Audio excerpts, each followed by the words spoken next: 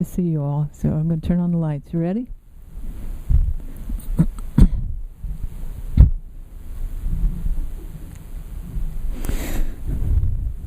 See if you're still there.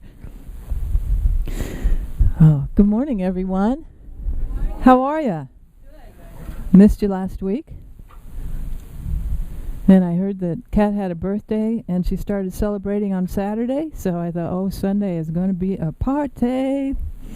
So I hope you had a good time with Kat as your speaker. She's a wonderful person, wonderful friend, and good. Well, as Cindy said, our theme for the month is choose to be free. Be free. Simple. Not always simple to do, but it's all about freedom. And our affirmation for the month is, my understanding of truth deepens and directs my life. You want to say that with me? My understanding of truth deepens and directs my life. First thing you've said this morning. Isn't that nice? Let's say it again. My understanding of truth deepens and directs my life. So the first time through, you're getting used to seeing the letters, seeing the words. Second time through, getting used to hearing it. Let's take it a little bit deeper to the heart level, okay? My understanding of truth deepens and directs my life. So we're talking about freedom. We even had a little freedom celebration the first of the month and had an indoor picnic where we celebrated all the freedoms that we have. And also every month we incorporate one of Charles Fillmore's 12 spiritual powers into our discussion. And this month the power is understanding. Now, understanding is not just an intellectual grasp of spiritual concepts. It actually goes beyond to awakening, beyond what is learned or taught through teachers and in books. Charles Fillmore said, understanding is, we got that, Kathy? Understanding is a knowing capacity transcending intellectual knowledge. And it's a deep wisdom understanding. It's an understanding that's based on the heart. We could call it a heart level understanding. It's an understanding that sees with the eyes of love, sees with compassion, sees beyond error thinking to the truth. It's understanding that is led by spirit, that's informed by spirit. In Charles Fillmore's book, The 12 Powers of Man, he describes it like this. The intellectual understanding comes first in the soul's development, we get that. Then a deeper understanding of principles follows until the whole man ripens into wisdom. So when you let this wisdom level understanding, this heart level understanding unfold in your heart and your mind, your entire being becomes illumined. You have a greater realization of who you really are. You have a greater realization, a greater understanding of life. You might remember a story in the Old Testament about King Solomon. Wise King Solomon had a dream in which God appeared to him, and God said, "Ask what I may give you." And wise King Solomon, instead of asking for riches or fame, he said, "Give to thy servant wisdom and understanding, that I can judge wisely." Of course, Solomon wakes up and realizes it's just a dream. Or was it? Because as Solomon's life unfolded, because he didn't ask for the riches and the fame, he was given immense wisdom and understanding, along with untold riches and fame and honor. So this understanding that we're talking about, this deep heart level understanding, begins by being willing to let go of old concepts that have been taken for granted. Are you willing to let go of old concepts this morning? It begins with letting go of outdated ways of thinking and open to new concepts, new ideas that can deepen and direct your life, that can give you a more effective and more fulfilling way of life. Are you willing to do that this morning? You willing to open your heart and your mind to new ideas that can help you to live more effectively, more fulfilling? Okay, well, here we go. I want to present to you a revolutionary truth, and that is freedom is free. Contrary to what the bumper sticker mentality tells us, the foundation of life itself is one of freedom. Freedom is the heartbeat of life. Freedom is what all of life is based on. It is the universal principle that is the foundation of life. Now, I know that we talk a lot about universal principles here. A universal principle is not a law or a commandment or a decree that has been made up by someone or instituted by some government. A universal principle isn't something that's deciphered from a document or inscripted on a stone or written in a book or a scroll, although universal principles are found in those things. A universal principle is what I call synthesized truth. Truth that applies across the board.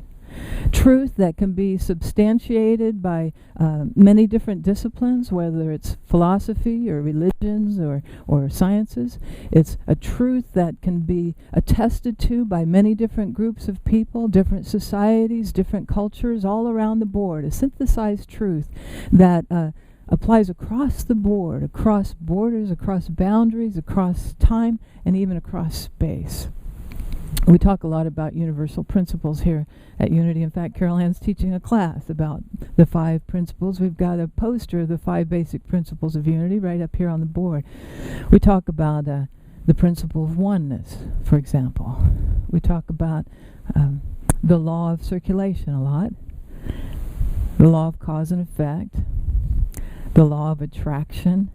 You hear a lot about that, don't you? You can just go online. You can find out a lot about the law of attraction. But contrary to what you might think, the law of attraction is not the first principle to master in order to have a fulfilling life.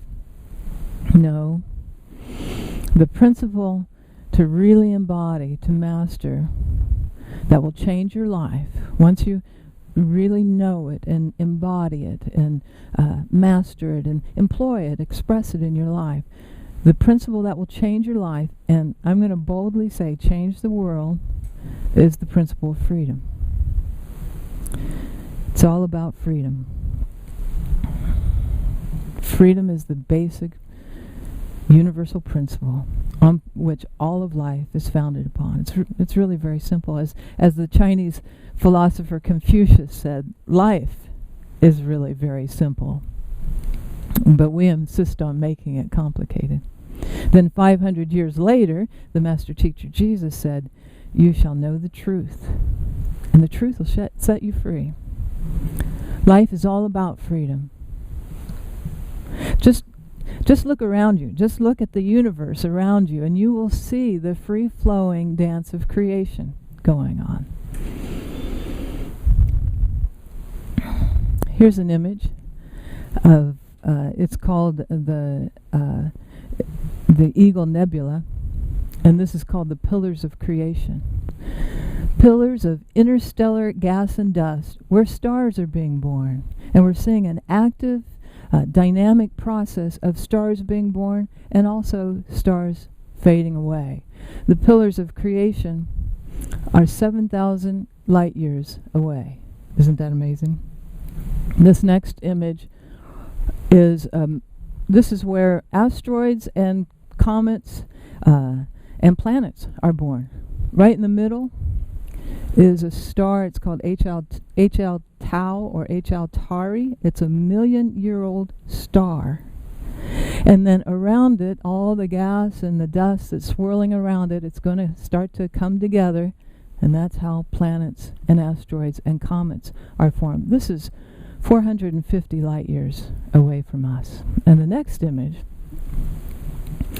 This is a segment of the tarantula region, and this is 170,000 light years away from us. And this is one of the brightest star-forming regions that scientists have found, and they've determined that over 2,400 massive stars are in this area. That's 170,000 light years away. And these stars are just constantly being born, these massive stars, and emitting this powerful radiation and powerful winds as they blow off material. So next time you want to blow something off, just realize that that's not nothing compared to what's going on 170,000 light years away. This next image is called the swan. It even looks like a swan, doesn't it, with the white going out like that? This is a brand new star that's formed, and it's called the swan. That star is 15 times larger than our sun. 15 times. And this is approximately 2,000 light years away from us. Awesome to think about this, isn't it? Incredible to think about how massive, how magnificent the universe is. Constantly and continuously, creation, free, flowing, unobstructed, unrestricted, unconfined, free. So, if the universe, or the cosmic life force, or God, or whatever you want to call it, is free, what does that say about your life? If all things come from this one creative energy, this free-flowing energy, what does that say about your life? It says that you were created free. You were born free. It says that you were intended to live freely in body, mind, and spirit. That this dance of creation is intended to freely flow through you, as you, in you, through you. Now, some of you might be trying to enter this information into your brain. This idea that freedom is free, that the foundation of life is free, that I'm intended to live freely in body, mind, and spirit. Trying to enter it into your brain, and it's just not taking it. Does not compute. Why would that be? Well, most of us have some pretty well established, pretty well rehearsed habits of thinking. And some of us, we're hardwired. It's as if we're hardwired to doubt any new ideas or new concepts, and maybe even afraid of letting go of some of the old beliefs, some of the old ways of thinking, or changing those ways of thinking. Most of our beliefs we received from our parents and elders, who received them from their parents and elders, who received them from their parents and elders, well, you get my idea. We have a legacy of ancient beliefs passed down through the generations, through centuries, based on the information and the interpretations that our ancestors had at the time. We have more information now. We have a whole boatload of information now. For example, comets, back in ancient time, comets were thought to be omens or bearers of bad news. In fact, back in 1456, the Pope excommunicated Halley's Comet, calling it an instrument of the devil. Many cultures, like the Incas and the Aztecs, thought that comets were signs of divine wrath, because they would associate things that were happening at the time when the comet appeared and thought it was because of the comet. Well, we have more information now. We can take photos of a place 450 light years away from us where planets and asteroids and comets are being formed. We know that comets aren't evil. They're just gas and dust, made of what same thing we are. Some of us more gas than dust. We don't have to respond to life the way our ancestors did. We don't even have to respond to life the way our parents did. We don't have to be afraid of life. We don't have to brace ourselves against life. You know, many people are afraid of life. They think that life is to be feared. They think that life is against them. And some people think that God set it up that way. Many people think, oh, it's just in our DNA. It's just in the human's DNA to struggle and strive. You have to protect yourself. Never know when a saber-toothed tiger might attack. If I said that that's an old way of thinking, that would be an understatement. That's an ancient way of thinking. And humanity's evolutionary story has been a slow, gradual letting go of fears, struggle, strife, sacrifice. It's time to let go of those old ideas. Don't you think it's odd to be living in the 21st century with a smartphone up to your ear and maybe even looking at photos of something 450 light years away and still holding ancient ideas, ancient beliefs? Yeah. So, time to let go of fear, struggle, strife, sacrifice. Last time when we met, I shared with you the work of Andrew Newberg and Mark Robert Waldman. And they found that a single negative word, like fear or struggle or limitation or lack, can increase the activity in the amygdala. The amygdala is the ancient, there's that word again, ancient part of our brains. It's the primal region that triggers the fight or flight response that was helpful for our ancestors fleeing the saber-toothed tiger. So if a single negative word can increase the activity in the amygdala, do you think the opposite would be true? A single positive word could decrease the activity in the amygdala? Do you think that would be true? Yes. They found that that's true. That positive words, positive beliefs can can decrease the activity in the amygdala. Here's another fascinating thing. They found that there's a method, a technique, an activity that can actually help to shrink that ancient part of our brains, the amygdala. Anybody want to guess what that activity is? Meditation. Meditation. They found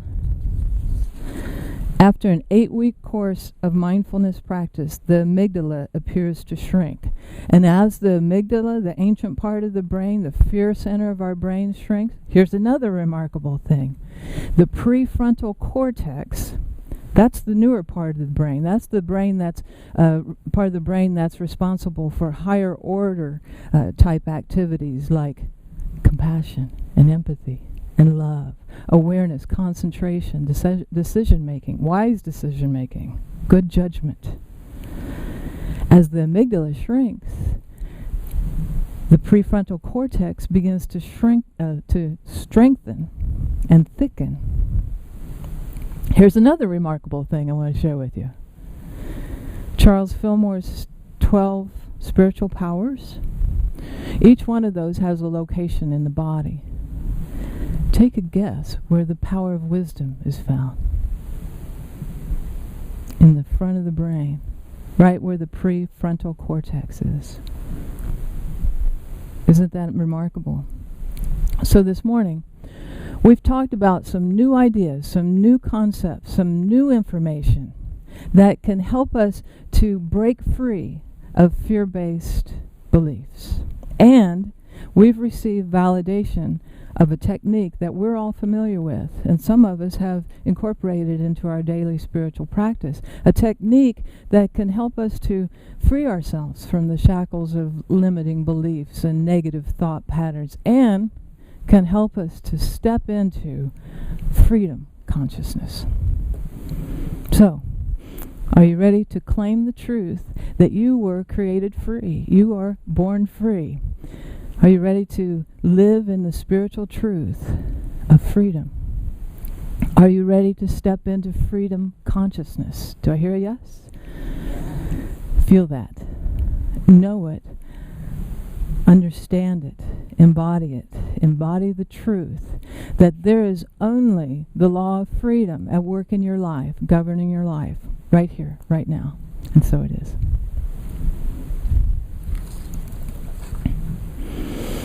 Okay, so let's go into a meditation time.